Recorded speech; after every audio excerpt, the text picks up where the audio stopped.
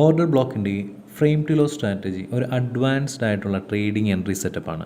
അതായത് മാർക്കറ്റിൽ ഒരു order block area find out ചെയ്യാൻ മാത്രം അറിഞ്ഞിട്ട് കാര്യമില്ല. അവിടെ പെർഫെക്റ്റായിട്ട് ഓർഡർ പ്ലേസ് ചെയ്യാനും അതിലൂടെ പ്രോഫിറ്റ് അക്യുമുലേറ്റ് ചെയ്യാനും സ്യൂട്ടബിൾ ആയിട്ടുള്ള ഒരു പൊസിഷനിൽ എത്തുമ്പോൾ പ്രോഫിറ്റ് ബുക്ക് ചെയ്ത് മാർക്കറ്റിൽ നിന്നും എക്സിറ്റ് ആയെങ്കിൽ മാത്രമേ ഒരു പെർഫെക്റ്റ് ആയിട്ടുള്ള ട്രേഡിംഗ് എക്സിക്യൂഷൻ നടത്തിയെന്ന് പറയാൻ കഴിയൂ.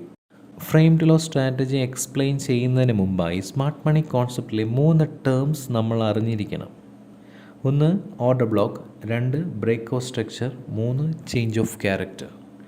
ഈ 3 ടേംസും നമ്മൾ ആൾറെഡി ഫസ്റ്റ് വീഡിയോയിൽ വ്യക്തമായി പറഞ്ഞിട്ടുണ്ട്. എന്നാലും കൂടുതൽ വ്യക്തതയ്ക്കായി ഒന്നുകൂടി പറയാം. ഓർഡർ ബ്ലോക്ക് മാർക്കറ്റിൽ large financial institutions and central banks പോലുള്ള മാർക്കറ്റ് മേക്കേഴ്സ് ഉണ്ട്. അവർ മാർക്കറ്റിൽ ചില ഏരിയകളിൽ ലാർജ് അസറ്റ്സ് ഇംപ്ലിമെൻറ്റേഷൻ എക്സിക്യൂട്ട് ചെയ്യുന്നു. അത് ബൈയിങ് അസറ്റ്സ് ഇംപ്ലിമെൻറ്റേഷൻ ആകാം, ചിലപ്പോൾ സെല്ലിങ് അസറ്റ്സ് ഇംപ്ലിമെൻറ്റേഷനും ആകാം. അപ്പോൾ അത്തരം ഏരിയയിൽ അൺഎക്സ്പെക്റ്റഡ് ആയിട്ട് ഹൈ ക്വാണ്ടിറ്റി അസറ്റ്സ് വരുമ്പോൾ മാർക്കറ്റിൽ ഒരു ഡ്രാസ്റ്റിക് മൂവ്മെൻറ്റ് ഫോം ചെയ്യുന്നു. അപ് ട്രെൻഡിലാണ് അത്തരം മൂവ്മെൻ്റ് ഉണ്ടാകുന്നതെങ്കിൽ ആ ക്യാൻഡിലിൻ്റെ തൊട്ടു പിന്നിലത്തെ ബിയറിഷ് ക്യാൻഡിലിനെയോ വീക്കായിട്ടുള്ള ബുള്ളിഷ് ക്യാൻഡിലിനെയോ ഓർഡർ ബ്ലോക്ക് സോണായിട്ട് മാർക്ക് ചെയ്യാം. എന്നാൽ ഡൗൺ ട്രെൻഡിലാണ് ഈ ശക്തമായ മൂവ്മെൻ്റ് ഉണ്ടാകുന്നതെങ്കിൽ ആ ക്യാൻഡിലിൻ്റെ തൊട്ട് മുന്നിലത്തെ ബുള്ളിഷ് ക്യാൻഡിലിനെയോ വീക്കായിട്ടുള്ള ബിയറിഷ് ക്യാൻഡിലിനെയോ ഓർഡർ ബ്ലോക്ക് സോണായിട്ട് മാർക്ക് ചെയ്യാം. ഇതിൽ നിന്ന് നമുക്ക് വ്യക്തമായത് എന്താണ്? ചുരുക്കി പറഞ്ഞാൽ മാർക്കറ്റിൽ മാർക്കറ്റ് മേക്കേഴ്സ് ആയിട്ടുള്ള ലാർജ് ഫിനാൻഷ്യൽ ഇൻസ്റ്റിറ്റ്യൂഷൻസ് ചില പർട്ടിക്കുലർ ഏരിയയിൽ ലാർജ് ക്വാണ്ടിറ്റി അസറ്റ്സ് ഇൻവെസ്റ്റ്മെൻറ്റ് ചെയ്യുമ്പോൾ മാർക്കറ്റിൽ വലിയ മൂവ്മെൻ്റ് ഉണ്ടാകുന്നു. അവിടെ നമ്മൾ ഓർഡർ ബ്ലോക്ക് മാർക്ക് ചെയ്യുന്നു. പക്ഷേ നമ്മുടെ ഉള്ളിലൊരു ചോദ്യമുണ്ട്. അവർ മാർക്കറ്റിൽ അസറ്റ് ഇൻവെസ്റ്റ്മെൻറ്റ് ചെയ്തിട്ട് പോകുന്നു. അവിടെ എന്തിന് നമ്മൾ ഓർഡർ ബ്ലോക്ക് മാർക്ക് ചെയ്ത് വെയിറ്റ് ചെയ്യണം? അതിനുള്ള ഉത്തരമാണ് ഇനി പറയാൻ പോകുന്നത്. മാർക്കറ്റിലെ ലാർജ് ഫിനാൻഷ്യൽ ഇൻസ്റ്റിറ്റ്യൂഷൻസ് ഒരു പർട്ടിക്കുലർ ഏരിയയിൽ അൺഎക്സ്പെക്റ്റഡ് ആയിട്ട് 1,00,000 ഷെയർസ് ബൈയിങ് ഓർഡേഴ്സ് എക്സിക്യൂട്ട് ചെയ്യുന്നു. അൺഎക്സ്പെക്റ്റഡ് ആയിട്ടുള്ള മൂവ്മെൻ്റ് ആയതുകൊണ്ട് 1,00,000 സെല്ലിംഗ് ഷെയർസ് അവിടെ ഉണ്ടാകണമെന്നില്ല. അവിടെ 50,000 സെല്ലിംഗ് ഷെയർസേ ഉള്ളൂ എന്ന് കരുതുക. അതായത് 1,00,000 രൂപയുടെ ഷെയർസാണ് എനിക്ക് വേണ്ടത്. അപ്പോൾ 50,000 ബൈയിങ് ഷെയർസിൻ്റെ ഓർഡേഴ്സേ അവിടെ എക്സിക്യൂട്ട് ആകുള്ളൂ. ഈ 50,000 ബൈയിങ് ഷെയർസുമായി മാർക്കറ്റ് മുകളിലോട്ട് മൂവ് ചെയ്യുന്നു. എന്നാൽ ആ ഏരിയയിൽ ബാലൻസ് 50,000 ബൈയിങ് ഷെയർസ് അവിടെ പെൻഡിങ് ഓർഡേഴ്സായിട്ട് കിടക്കുന്നുണ്ടാകും. ഈ പെൻഡിങ് ഓർഡേഴ്സ് കളക്ട് ചെയ്യാൻ മാർക്കറ്റ് വീണ്ടും ആ പർട്ടിക്കുലർ ആയിട്ടുള്ള ഏരിയയിൽ എത്തുമെന്നും അങ്ങനെ എത്തി ബാലൻസ് പെൻഡിങ് ഓർഡേഴ്സ് കളക്ട് ചെയ്താൽ ശക്തമായ മൂവ്മെൻറ്റ് മുകളിലോട്ടുണ്ടാകുമെന്ന വിശ്വാസത്തിലാണ് നമ്മൾ ആ ഏരിയ ഓർഡർ ബ്ലോക്ക് സോണായിട്ട് മാർക്ക് ചെയ്ത് ബൈ എൻട്രി എടുക്കാൻ വെയിറ്റ് ചെയ്യുന്നത്.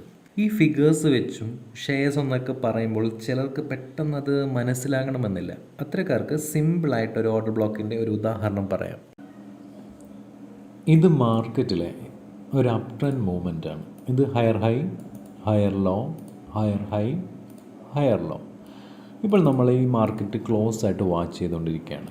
ഓക്കെ, ക്ലോസ് ആയിട്ട് വാച്ച് ചെയ്തുകൊണ്ടിരിക്കുക. അപ്പം നമ്മൾ നോക്കുവാണ് ഒരു ശക്തമായ ഇത് അപ് ട്രെൻഡ് ആയതുകൊണ്ട് ഒരു ശക്തമായ ഒരു ബുള്ളിഷ് മൂവ്മെൻറ്റ് എവിടെയെങ്കിലും നടക്കുന്നുണ്ടെന്ന് ക്ലോസ് ആയിട്ട് വാച്ച് ചെയ്യുകയാണ്. അപ്പോൾ മാർക്കറ്റ് മുകളിലോട്ട് പോകുന്നു, മാർക്കറ്റ് വീണ്ടും മുകളിലോട്ട് വന്നു, അങ്ങനെ മൂവ്മെൻറ്റ് ചെയ്തുകൊണ്ടിരിക്കുകയാണ്.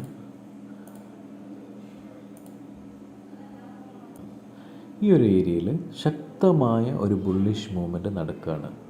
കാരണം എന്താണ്? ഒരു ലാർജ് എമൗണ്ട് ഓഫ് ഇൻവെസ്റ്റ്മെൻറ്റ് ഈ ഒരു ഏരിയയിൽ നടന്നിട്ടുണ്ട്.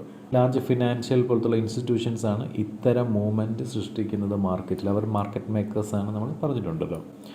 അപ്പോൾ ഒരു ശക്തമായ മൂവ്മെൻറ്റ് നടക്കുന്നു.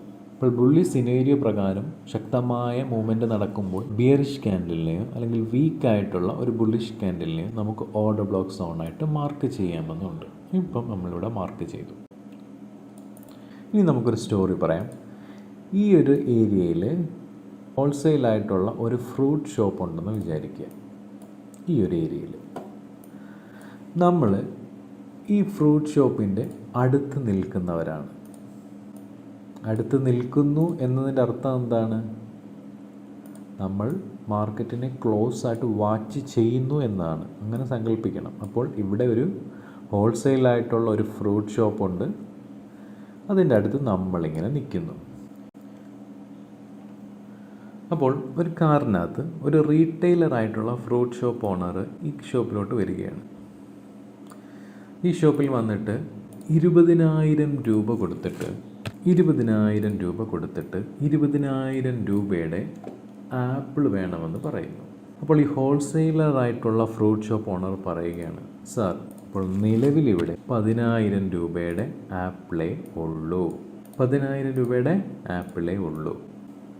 എന്നിട്ട് പറയുന്നു, സാർ ഒരു കാര്യം ചെയ്യും, സാർ പോയിട്ട് തിരിച്ചു വരുമ്പോൾ ഗോഡൗണിൽ നിന്ന് ബാക്കി 10,000 രൂപയുടെ ആപ്പിളും കൂടി ഞാൻ വെച്ചേക്കാം. അപ്പോൾ 10,000 രൂപയുടെ ആപ്പിളുമായി റീറ്റെയിൽ ഷോപ്പ് ഓണർ അദ്ദേഹത്തിൻ്റെ ഷോപ്പിലോട്ട് പോകുന്നു. നമ്മളിത് കണ്ടുകൊണ്ട് നിൽക്കുകയാണ്. ഈ ഒരു ഇൻസിഡൻറ്റ് മാർക്കറ്റിൽ എന്താണ് ഇവിടെ നടന്നത്? ഒരു ഹോൾസെയിലായിട്ടുള്ള ഫ്രൂട്ട് ഷോപ്പ് ഓണറുണ്ട്. അദ്ദേഹത്തിൻ്റെ അടുത്തോട്ട് വന്നിട്ട് 20,000 രൂപയുടെ ആപ്പിൾ ഉണ്ടോ എന്ന് ചോദിക്കുന്നു. കാറിനകത്താണ് വന്നത്. 20,000 രൂപയുടെ ആപ്പിൾ ഉണ്ടോ എന്ന് ചോദിക്കുന്നു. അപ്പോൾ അദ്ദേഹം പറയുന്നു, സോറി സാർ, ഇവിടെ 10,000 രൂപയുടെ ആപ്പിളേ ഉള്ളൂ നിലവിൽ, ബാക്കി 10,000 ഗോഡൗണിലുണ്ട്. ഒരു കാര്യം ചെയ്യും, സാറ് പോയിട്ട് വാ, അപ്പോഴത്തേക്ക് ഞാൻ എടുത്ത് വെച്ചേക്കാം എന്ന് പറയുന്നു. അപ്പോൾ റീറ്റെയിലറായിട്ടുള്ള ഫ്രൂട്ട് ഷോപ്പ് ഓണർ പറഞ്ഞു, ശരി എന്നാൽ ഞാൻ പോയിട്ട് വരാം. അപ്പോൾ നമ്മളിത് കണ്ടുകൊണ്ട് നിൽക്കുകയാണ്. ഈ ഒരു ഇൻസിഡൻറ്റ് കണ്ടുകൊണ്ട് നിൽക്കുകയാണ്. ഈ കണ്ടുകൊണ്ട് നിൽക്കുന്നു എന്ന് പറയുന്നത് എന്താണ്? മാർക്കറ്റിനെ അപേക്ഷിച്ച് മാർക്കറ്റിനെ നമ്മൾ ക്ലോസ് ആയിട്ട് ഇങ്ങനെ വാച്ച് ചെയ്യുന്നു. അതാണ് ഈ ഇൻസിഡൻറ്റായിട്ട് നിങ്ങൾ കണക്ട് ചെയ്യണം. ഓക്കെ, നമ്മൾ കണ്ടു. അപ്പം നമുക്ക് എന്താണ് 2 കാര്യങ്ങളിൽ നിന്നും ബോധ്യപ്പെടും ഈ ഒരു ഇൻസിഡൻറ്റിൽ നിന്ന്. എന്താണ്? ഈ റീറ്റെയിൽ ഷോപ്പ് ഓണർ എന്തായാലും തിരിച്ച് വരും. കാരണം എന്താണ്? 20,000 രൂപ ആൾറെഡി കൊടുത്തിട്ടുണ്ട്. അതിൻ്റെ 10,000 രൂപയുടെ ആപ്പിളെ കിട്ടിയിട്ടുള്ളൂ. ബാക്കി 10,000 രൂപ ഈ ഹോൾസെയിൽ ഫ്രൂട്ട് ഷോപ്പ് ഓണറിൻ്റെ കയ്യിലുണ്ട്. പിന്നെ അത്യാവശ്യക്കാരനായ ഒരു കടയും ഉണ്ടെന്ന് പറയുന്നു. അപ്പോൾ 10,000 രൂപയുടെ ആപ്പിൾ മേടിക്കാൻ എന്തായാലും അയാൾ ഇനി ഷോപ്പിൽ വന്നല്ലേ പറ്റൂ, വരും. അപ്പം നമ്മൾ മുകളിലോട്ട് നോക്കുന്നു. മാർക്കറ്റ് മുകളിലോട്ട് പോകുന്നു. നമ്മളിങ്ങനെ വെയിറ്റ് ചെയ്യുകയാണ്. ഈ ഫ്രൂട്ട് ഷോപ്പ് ഓണറിനെ തിരിച്ചു വരുന്നതും കാത്ത് നമ്മളിങ്ങനെ വെയിറ്റ് ചെയ്യുകയാണ്. നമ്മളിങ്ങനെ വെയിറ്റ് ചെയ്യുകയാണ്. ഓക്കെ, നമുക്ക് വെയിറ്റ് ചെയ്യാം.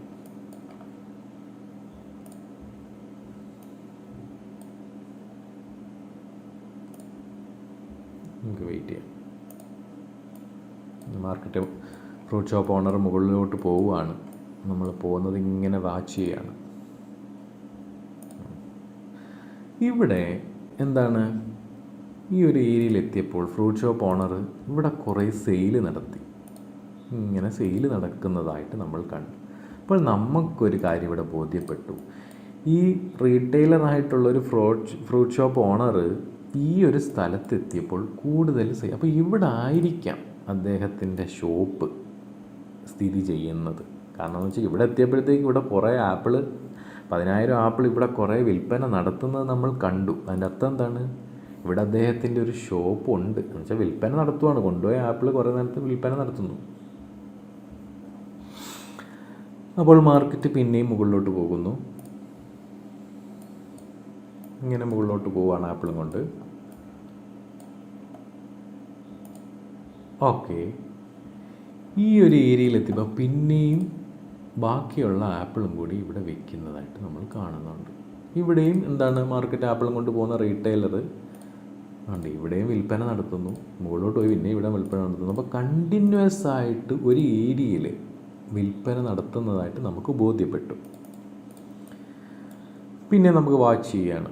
നമ്മളിവിടെ നിന്നുകൊണ്ട് ഈ ഓണറിൻ്റെ, അതായത് ഈ ഹോൾസെയിൽ ഷോപ്പ് ഓണറിൻ്റെ അടുത്ത് നിന്നുകൊണ്ട് നമ്മളിത് നോക്കുവാണ്. അദ്ദേഹത്തിൻ്റെ ഷോപ്പ് നമ്മൾ നോക്കുവാണ്, എവിടെയൊക്കെയാണ് അയാൾ ഈ വിൽപ്പന നടത്തുന്നതെന്നാണ്. ഓക്കെ, അപ്പോൾ മാർക്കറ്റ് പിന്നെയും അവിടെ നിന്ന് എന്താണ് മൂവ് ചെയ്യുന്നു. പിന്നെയും മൂവ് ചെയ്യുന്നുണ്ടോ? പിന്നെയും ആ ഒരു ഏരിയയിൽ എത്തിയപ്പോഴത്തേക്ക് ബാക്കിയുള്ള ആപ്പിളും കൂടി അവിടെ സെയിൽ ചെയ്യുന്നു. ശക്തമായി ഈ ഒരു ഏരിയയിൽ ഈ 10,000 ആപ്പിളും കൊണ്ട് പോയ റീറ്റെയിലർ ഇവിടെയൊക്കെ നല്ല സെയിൽ നടക്കുന്നുണ്ടല്ലേ. നല്ല സെയിലാണ് ആപ്പിളിന്, നമ്മൾക്ക് മനസ്സിൽ വേണം.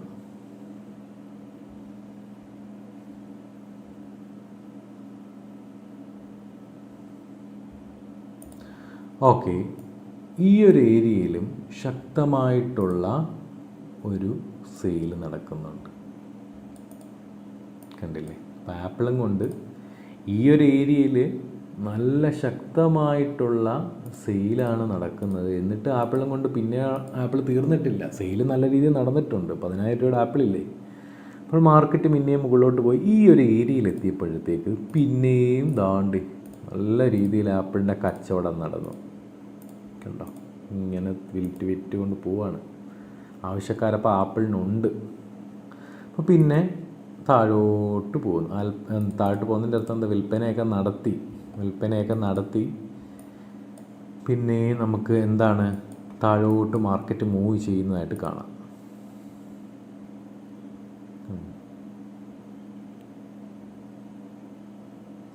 മൂവ് ചെയ്ത് ഇങ്ങനെ മൂവ് ചെയ്യുകയാണ്.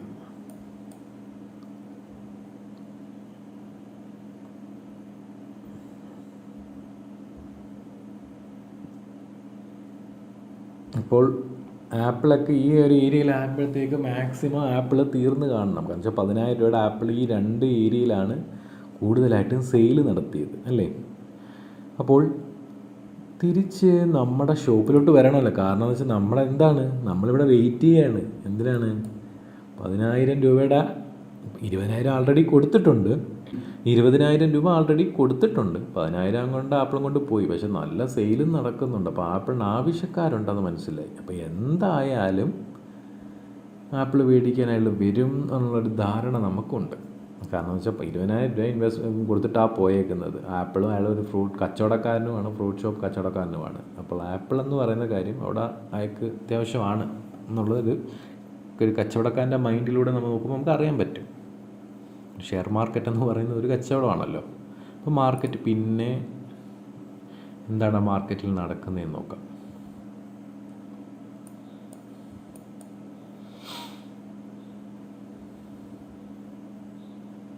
ഉണ്ട്, കണ്ടോ? ഈ ഒരു ഏരിയയിൽ പിന്നെയും വന്നു. അതായത് നമ്മൾ ഹോൾസെയിലറായിട്ടുള്ള ആ ഷോപ്പിലോട്ട് ബാക്കി 10,000 രൂപയുടെ ആപ്പിൾ മേടിക്കാൻ ആ ഓണർ പിന്നെയും എത്തി. അപ്പം നമ്മളിത് കണ്ടുകൊണ്ട് നിൽക്കുകയാണ്. അപ്പം നമ്മൾ കുറേ പേര് അവിടെ പോവും. ഇവരുടെ ഈ റീറ്റെയിലറായിട്ടുള്ള ഷോപ്പിൻ്റെ ഓണറിൻ്റെ അടുത്ത് പോയിട്ട് നമ്മൾ പറയും, സാറേ എന്തായാലും ഷോപ്പിലോട്ടല്ലേ പോകുന്നത്, അപ്പം ഞങ്ങളും വണ്ടിക്കകത്തുനിന്ന് ലിഫ്റ്റ് തരുമോ? ഇതൊരു ഇൻസിഡൻ്റ് ആണെന്നിട്ട് പറയുകയാണ്. നമുക്ക് ലിഫ്റ്റ് ചോദിക്കേണ്ട കാര്യമില്ല, നമുക്ക് കയറി പോവാം. അപ്പോൾ നമുക്ക് ഈ ഒരു കണ്ടീഷൻസ് മാർക്കറ്റിൽ ബാക്കി 10,000 രൂപയുടെ ആപ്പിൾ മേടിക്കാൻ റീറ്റെയിലറായിട്ടുള്ള ഷോപ്പ് ഓണർ വന്നു എന്ന് നമുക്ക് ബോധ്യപ്പെട്ടു. നമുക്ക് വേറെ എന്തൊക്കെ ബോധ്യപ്പെട്ടു? ഏറ്റവും കൂടുതൽ ആപ്പിൾ കച്ചവടം നടന്നത് ഈ 2 ഏരിയയിലാണെന്ന് നമുക്ക് ബോധ്യപ്പെട്ടു. മനസ്സിലായോ? അപ്പോൾ അതിൻ്റെ അർത്ഥം എന്താണ്? ഇദ്ദേഹത്തിൻ്റെ ഈ 2 സ്ഥലങ്ങളിലായിരിക്കും ഷോപ്പ് സ്ഥിതി ചെയ്യുന്നത്. ഇവിടെയാണ് ഷോപ്പ് നമ്പർ 1 എന്ന് സങ്കല്പിക്കുക, ഇവിടെ ഷോപ്പ് നമ്പർ 2. 2 ഷോപ്പാണ് അദ്ദേഹത്തിൻ്റെ ഉള്ളത്. അപ്പോൾ ഈ ഒരു ഏരിയയിലാണ് അദ്ദേഹം കൂടുതൽ ആപ്പിൾ വിൽപ്പന നടത്തിയത്. ബാക്കി 10,000 രൂപയുടെ ആപ്പിൾ മേടിക്കാൻ അദ്ദേഹം വീണ്ടും ഹോൾസെയിൽ ഷോപ്പ് ഓണറിനെ സമീപിച്ചു. അപ്പോൾ വിൽപ്പന നല്ല രീതിയിൽ നടക്കുന്നുണ്ട്. 2 ഷോപ്പിൻ്റെ സ്ഥാനവും നമുക്ക് മനസ്സിലായി. നമ്മൾ ലിഫ്റ്റ് ചോദിച്ച് കയറുകയും ചെയ്തു. ഈ കയറിയ പോക്കിൽ നമുക്കറിയാം ഏതൊക്കെ ഏരിയയിലാണ് ഈ 10,000 രൂപയുടെ ആപ്പിൾ വിൽക്കാൻ പോകുന്നത് എന്ന് നമുക്ക് ബോധ്യപ്പെട്ടു. എന്തായാലും ഷോപ്പിൽ കൊണ്ടാണ് അദ്ദേഹം വയ്ക്കുന്നത്. 2 ഷോപ്പുണ്ടെന്ന് മനസ്സിലായി. അപ്പോൾ മാർക്കറ്റിൽ ഈ മേടിക്കുന്ന 10,000 രൂപയുടെ ആപ്പിളും കൊണ്ട് പോകുന്നത് ഷോപ്പിലോട്ടാണെന്ന് നമുക്ക് മനസ്സിലായി. അപ്പം നമുക്ക് ഇദ്ദേഹത്തിൻ്റെ കൂടെ വാഹനത്തിൽ ലിഫ്റ്റ് ചോദിച്ച് നമ്മൾ കയറി. കണ്ടോ? നമ്മൾ പോവുകയാണ്, കാറിനകത്ത് കയറി വീണ്ടും വന്ന് ഷോപ്പിലോട്ടൊക്കെ ടച്ച് ചെയ്ത്. കാരണം എന്ന് വെച്ച് കഴിഞ്ഞാൽ എന്തെങ്കിലും മറന്നു കാണും, ഒന്നും കൂടി കുറച്ച് ആപ്പിളും കൂടി വേണമായിരിക്കും, എന്തെങ്കിലും ആയിക്കോട്ടെ. ഇങ്ങനെ വാങ്ങിച്ചുകൊണ്ട് ഇങ്ങനെ പോവുകയാണ്. അപ്പം നമുക്ക് ഷോപ്പ് എന്ന് പറയുന്നത് ഈ 2 സ്ഥലങ്ങളിലാണല്ലോ നമ്മൾ ഷോപ്പ് 1ഉം ഷോപ്പ് 2ഉം പറഞ്ഞേക്കുന്നത്. അതിങ്ങോട്ടൊന്ന് നീട്ടി വരയ്ക്കാം. ഇത് 2 ഇങ്ങനെ നീട്ടി വരയ്ക്കാം. കണ്ടോ? അപ്പോൾ ഷോപ്പ് 1 അപ്പോൾ ഇവിടെ കച്ചവടം നടത്തും. 10,000 രൂപയുടെ ആപ്പിളും കൊണ്ട് പോയിട്ടുണ്ട്. അപ്പോൾ ഇവിടെ കച്ചവടം നടക്കാം. അപ്പം നമുക്ക് ഈ 1ാമത്തെ ഷോപ്പിൻ്റെ അടുത്ത് വേണമെങ്കിൽ നമുക്ക് ഇവിടുന്ന് ഇറങ്ങാം, പ്രോഫിറ്റ് എടുത്ത്, അല്ലെങ്കിൽ നമുക്ക് ഇവിടുന്ന് ഇറങ്ങാം. നമുക്ക് ഇത് ഇത്രയും നമുക്ക് വേണം. എന്നുവെച്ചാൽ ഷോപ്പ് ഇവിടെ കച്ചവടം നടക്കാൻ പോവുകയാണ്. കച്ചവടം നടക്കുമ്പോഴത്തേക്ക് അതിന് മുമ്പ് വേണമെങ്കിൽ നമുക്ക് എക്സിറ്റ് ആവാം. ഓർഡർ പ്ലേസ് ചെയ്ത് നിങ്ങൾ അതും കൂടി ഓർക്കണം. സ്റ്റോറി മാത്രമല്ല, നിങ്ങൾ അതും കൂടി നിങ്ങളുടെ മനസ്സിൽ വേണം. അപ്പം നമ്മൾ ഷോപ്പ് എത്തി, ഇവിടെ കച്ചവടം നടത്താൻ പോവുകയാണ്. അപ്പം കച്ചവടം നടത്തി കഴിഞ്ഞാൽ ഇദ്ദേഹത്തിൻ്റെ കയ്യിലുള്ള ആപ്പിൾ കുറഞ്ഞുകൊണ്ടിരിക്കാൻ ചിലപ്പോൾ ഒന്ന് താഴോട്ട് വരും. കച്ചവടം നടക്കുമല്ലേ, ഉള്ള ആപ്പിൾ കൊടുത്തുകൊണ്ടിരിക്കുമല്ലേ. അപ്പം മാർക്കറ്റ് ഇവിടുന്ന് വേണമെങ്കിൽ ഇറങ്ങാം. നല്ലൊരു പ്രോഫിറ്റ് ബുക്ക് ചെയ്ത് നമുക്ക് ഇവിടുന്ന് ഇറങ്ങാം. ഇല്ല വേണ്ട, നമുക്ക് ഷോപ്പ് 2 ഉണ്ടല്ലോ, ഇവിടെ മാത്രമല്ലല്ലോ സെയിൽ ചെയ്യണത്. ഷോപ്പ് 2ാമത്തെ ലെവലിലോട്ടും പോവാം. എന്നുവെച്ചാൽ ഷോപ്പ് 10,000 രൂപയുടെ ഈ 2 ഏരിയയിലാണ് ഷോപ്പ് സ്ഥിതി ചെയ്യുന്നത് എന്ന് മനസ്സിലായി. അപ്പം നോക്കാം, കണ്ടോ? അപ്പോൾ ഉണ്ടോ അവിടെ സെയിൽ നടക്കുന്നുണ്ടോ? അവിടെ 10,000 രൂപയുടെ ആപ്പിൾ, അവിടെ ആവശ്യക്കാരുണ്ടെന്ന് മനസ്സിലായി. അവിടെ സെയിൽ നടത്തുവാണ്, നല്ല ശക്തമായി സെയിൽ നടത്തുവാണ്.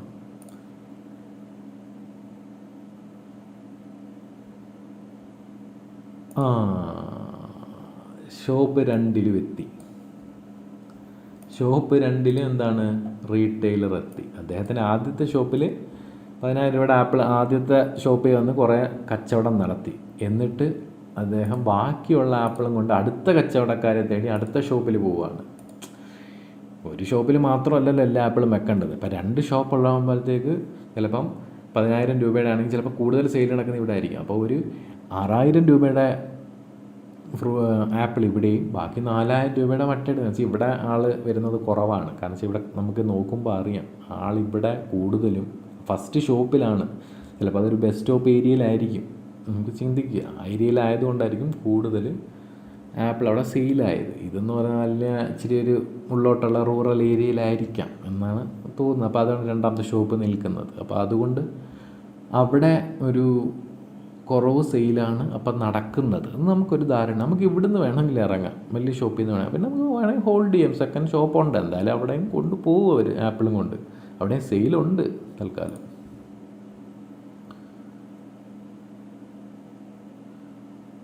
കണ്ടോ എന്ത് സംഭവിച്ചു? ഷോപ്പ് 2 അവരെത്തി, ആപ്പിളും കൊണ്ടെത്തി. പക്ഷെ അവിടെ സെയിൽ കുറവാണ്.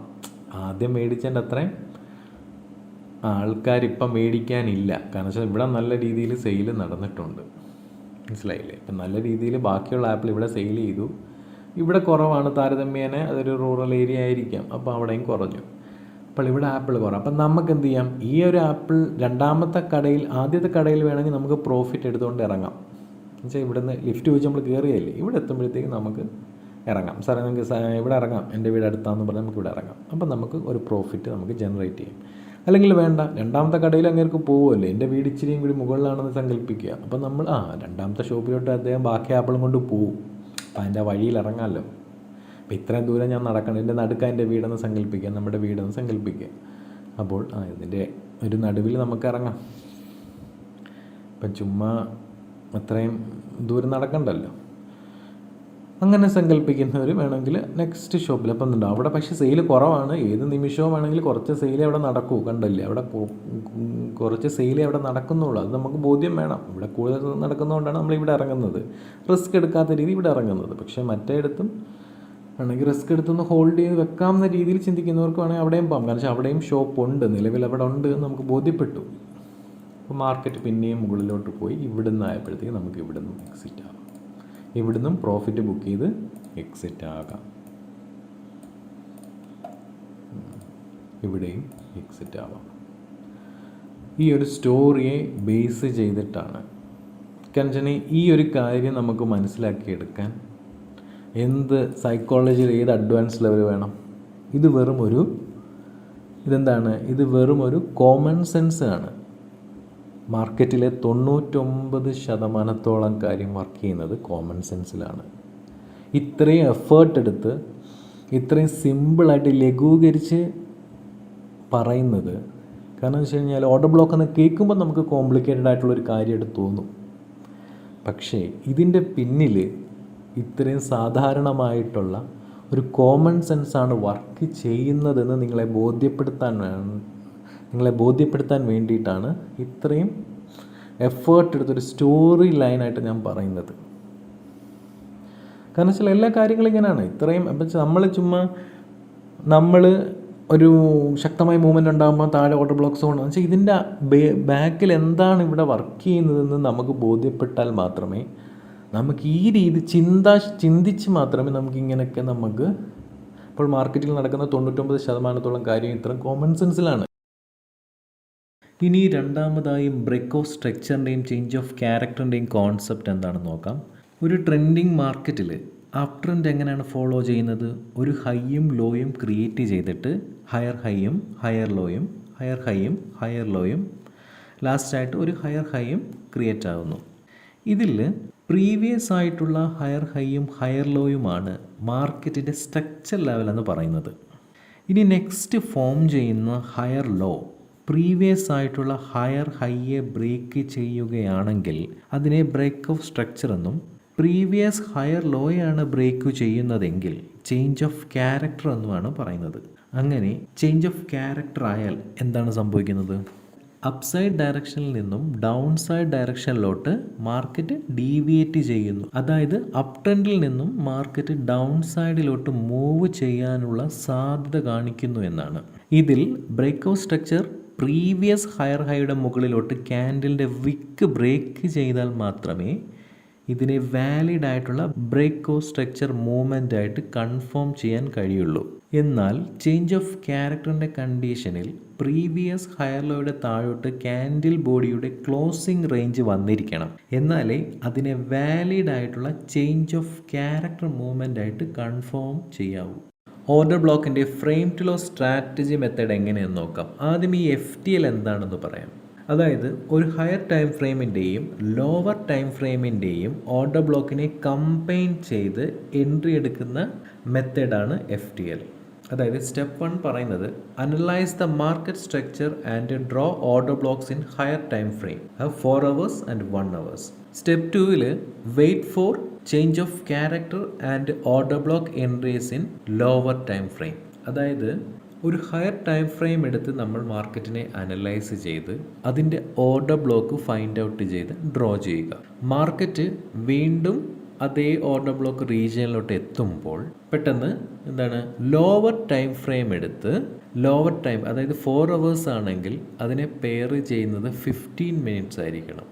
1 hour ഹയർ ടൈം ഫ്രെയിമായിട്ടാണ് എടുക്കുന്നതെങ്കിൽ അതിനെ പെയർ ചെയ്യുന്നത് 5 minutes ആയിരിക്കണം.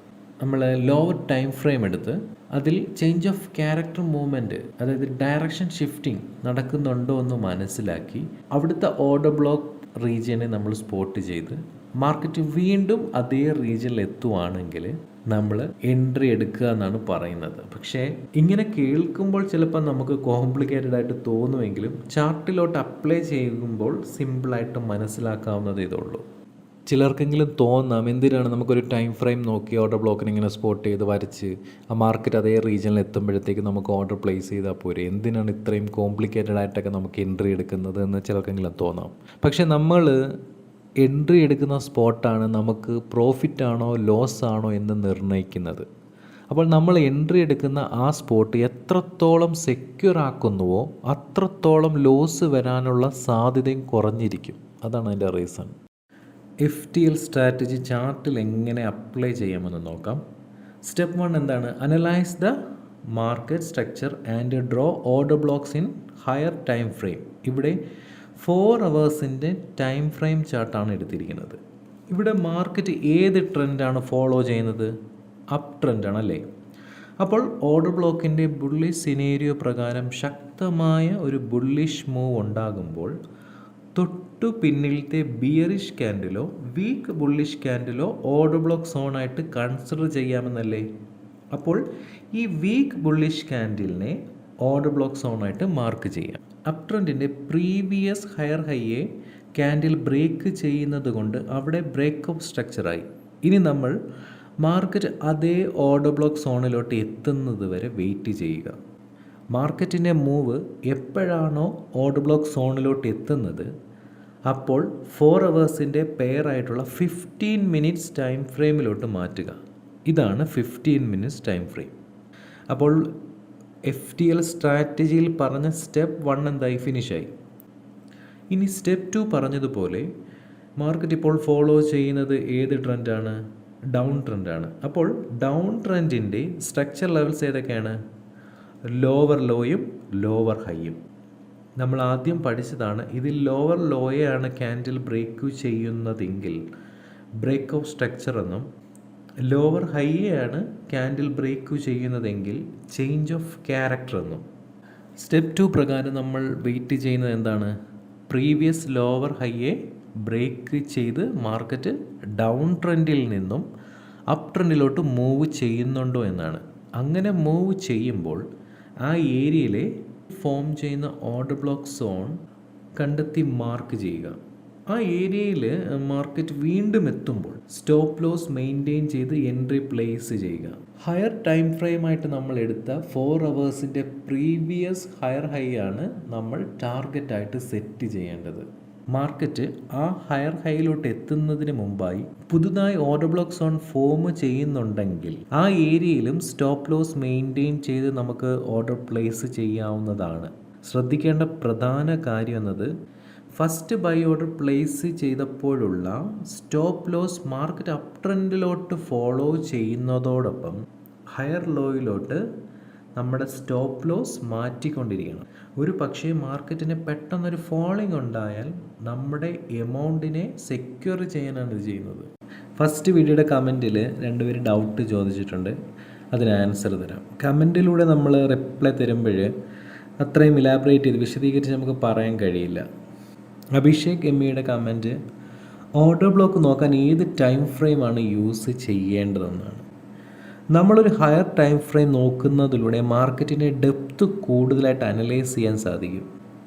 മന്തിൻ്റെ ടൈം ഫ്രെയിം, വീക്കിൻ്റെ time frame, day time frame നോക്കുന്നതിലൂടെ നമുക്ക് കൂടുതൽ ഡെപ്ത് അനലൈസ് ചെയ്യാൻ സാധിക്കും. ഉദാഹരണത്തിന് നമ്മളൊരു കുട്ടിയെ കാണുവാണ്, ആ കുട്ടിയുടെ ക്യാരക്ടറും പ്രീവിയസ് ജനറേഷനിലെ ആരുടെയെങ്കിലും ക്യാരക്ടറുമായിട്ട് സിമിലാരിറ്റി ഉണ്ടാകാനുള്ള സാധ്യതയുണ്ട്. അതുപോലെയാണ് നമ്മളൊരു ലൈവ് മാർക്കറ്റിൽ നിൽക്കുമ്പോൾ ആ മാർക്കറ്റിൻ്റെ ഇപ്പോഴത്തെ ക്യാരക്ടർ എന്ന് ഉദ്ദേശിക്കുന്നത് ട്രെൻഡിനെയാണ്. പണ്ടത്തെ ജനറേഷനിൽ ഇതേ ഏരിയയിൽ നടന്ന ആക്ടിവിറ്റിയുമായി ഇപ്പോൾ എന്തെങ്കിലും സിമിലാരിറ്റി ഉണ്ടോ എന്ന് അനലൈസ് ചെയ്യണമെങ്കിൽ നമ്മൾ ഹയർ ടൈം ഫ്രെയിം യൂസ് ചെയ്യണം. പിന്നെ അഭിഷേകിന് ഡേ ട്രേഡിങ്ങിനോടാണ് താല്പര്യമെങ്കിൽ, അതായത് ഡെയിലി നമുക്ക് പ്രോഫിറ്റ് ജനറേറ്റ് ചെയ്യണമെന്ന് ആഗ്രഹമെങ്കിൽ 4 അവേഴ്സിൻ്റെ ചാർട്ടൊക്കെ അനലൈസ് ചെയ്ത് 5 മിനിറ്റ്സിലോ 15 മിനിറ്റ്സിലോ ഒക്കെ നമുക്ക് ട്രേഡിംഗ് എൻട്രി എടുക്കാം. അടുത്ത കമൻറ്റിൽ ശരത്ത് ചോദിച്ചിരിക്കുകയാണ്, ബാങ്ക് നിഫ്റ്റിയിൽ ഓർഡർ ബ്ലോക്ക് വർക്കാണോ എന്നാണ്. ഏത് മാർക്കറ്റിലാണെങ്കിലും, അത് ഇന്ത്യൻ മാർക്കറ്റിലാണെങ്കിലും ഫോറക്സ് മാർക്കറ്റിലാണെങ്കിലും, അവിടെ പാർട്ടിസിപ്പേറ്റ് ചെയ്യുന്നത് കൂടുതൽ നമ്മളെപ്പോലുള്ളവരായതുകൊണ്ട് അവിടെ നടക്കുന്ന ആക്ടിവിറ്റിയും സിമിലർ ആയിരിക്കും. ഇന്ത്യൻ മാർക്കറ്റിനേക്കാളും ഇൻവെസ്റ്റ്മെൻറ്റിൻ്റെ ക്വാണ്ടിറ്റി കൂടുതൽ ഫോറക്സിലായിരിക്കും, അതായത് അതൊരു വേൾഡ് വൈഡ് ആയതുകൊണ്ട്. അപ്പോൾ മാർക്കറ്റിലുണ്ടാകുന്ന മൂവ്മെൻറ്റും കൂടുതലായിരിക്കും. പക്ഷെ നമ്മൾ ചെയ്യുന്ന ആക്ടിവിറ്റിയുടെ ബേസ് കച്ചവടമായതുകൊണ്ട് മിക്കതും എല്ലാം സിമിലർ ആയിരിക്കും. അതായത് നമ്മൾ ഇന്ത്യയിൽ ഷോപ്പിട്ടാലും അമേരിക്കയിൽ ഷോപ്പിട്ടാലും അവിടുത്തെ ടാക്സും മറ്റു കാര്യങ്ങളും വ്യത്യസ്തമാണെങ്കിലും ഷോപ്പിൻ്റെ ഉള്ളിൽ നടക്കുന്നത് കച്ചവടത്തിൻ്റെ കൊടുക്കൽ വാങ്ങൽ തന്നെയാണ്, അതായത് ബൈ ഓർ സെൽ.